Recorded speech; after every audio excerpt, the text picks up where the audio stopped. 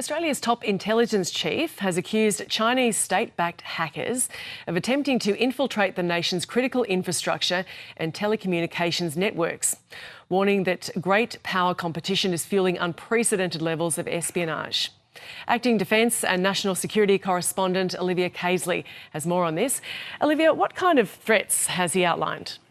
Well, it's a pretty direct warning from the ASIO Director-General Mike Burgess this morning, essentially indicating that Australia has crossed a threshold, if you like, whereby we're seeing foreign state actors and hackers trying to get into our critical infrastructure network. So that's things such as energy grids, I should say, telecommunications networks, and that kind of thing. So he told business leaders in Melbourne this morning that one nation state, he didn't directly call out China, but it was certainly a thinly veiled allusion to Beijing, essentially saying that they have been ramping up their attacks on Australia.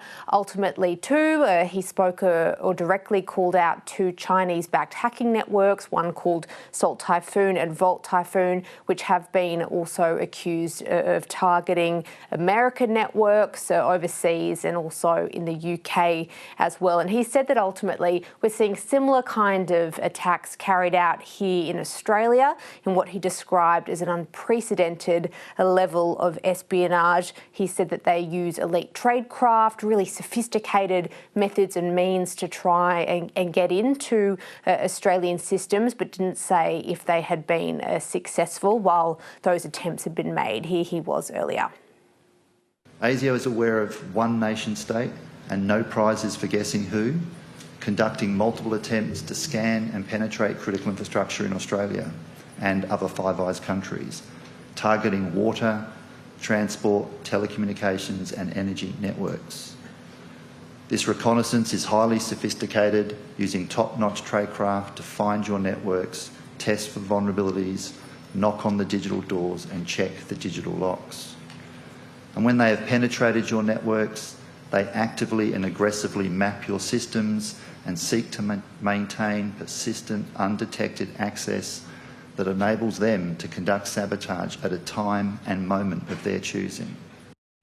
And Liv, at what cost is this to the economy?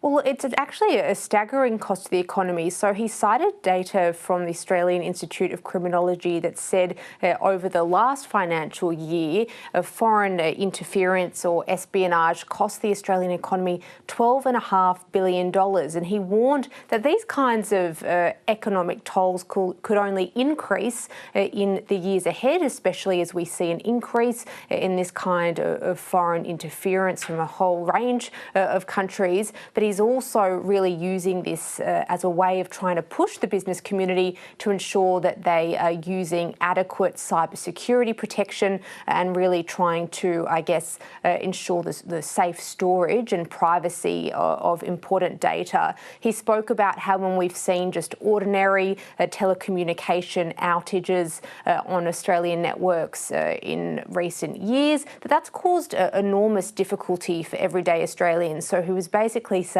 that a lot of Australians don't understand just how serious this risk is if we did see a coordinated attempt to try and take out these kinds of networks from a foreign state actor. So a pretty sobering message from the ASIO Director-General today.